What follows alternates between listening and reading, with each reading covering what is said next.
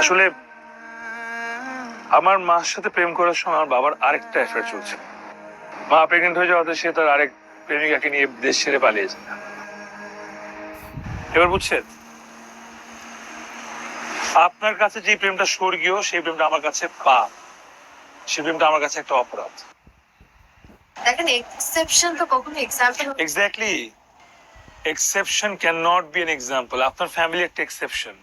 মানুষ হচ্ছে পশু, জন্তু। সুন্দর একটা মন আছে, প্রেম আছে, কিন্তু আপনি যুক্তির আড়ালে সেটা লুকিয়ে রাখেন।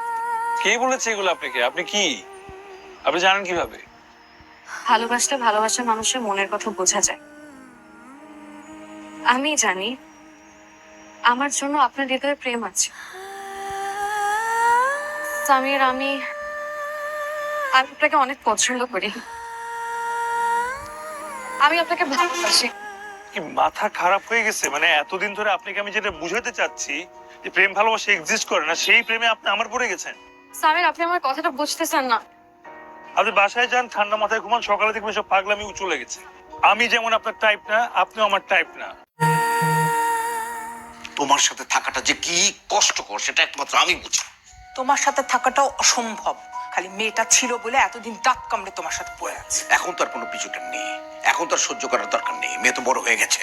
যাওয়ার আগে তোমার আমার সমস্ত হিসাবগুলো পরিষ্কার করে।